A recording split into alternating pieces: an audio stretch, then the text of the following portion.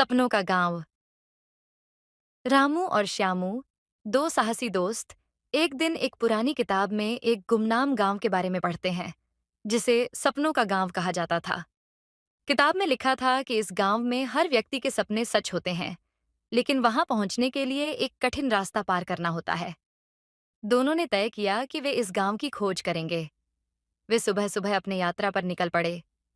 पहले दिन वे एक घने जंगल में पहुंचे, जहां एक पुराना पेड़ था। पेड़ की छांव में एक बाबा बैठे थे। बाबा ने कहा, इस जंगल में कई मोड़ हैं। सही रास्ता खोजने के लिए तुम्हें एक पहेली हल करनी होगी। पहेली हल करने के बाद पेड़ के पास एक रास्ता खुल गया जो उन्हें नदी तक ले गया। नदी के पार जाने के लिए उन्हें एक लकड़ी की नाव की जरूरत थी। नदी के किनारे उन्होंने एक गांव वाले से नाव मांगी। गांव वाले ने कहा, तुम्हें मेरी नाव तब मिलेगी जब तुम मेरे खेत में काम करोगे। दोनों ने खेत में काम किया और गांव वाले ने उन्हें नाव दे दी।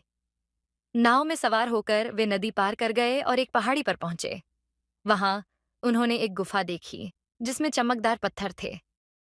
गुफा के अंदर एक गार्ड ने कहा, यह गुफा केवल उन्हीं को दिखेगी जो सच में साहसी हों। गार्ड ने एक और चुनौती दी, इस गुफा से बाहर निकलने के लिए तुम्हें एक जादुई पत्थर ढूंढना होगा।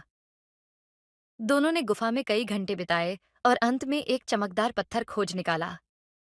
गुफा का रास्ता खुल गया और वे एक सुंदर मैदान में पहुंचे।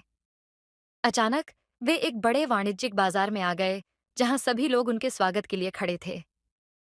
राजा ने कहा, तुमने साबित किया है कि साहस, मेहनत और दोस्ती से किसी भी मुश्किल को पार किया जा सकता है।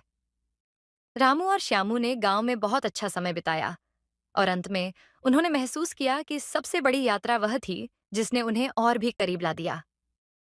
सीख: साहस, मेहनत और सच्ची दोस्ती से किसी भी कठिनाई को पार किया जा सकता है, और सबसे बड़ा खजाना आपसी सहयोग और मित्रता है। धन्यवाद।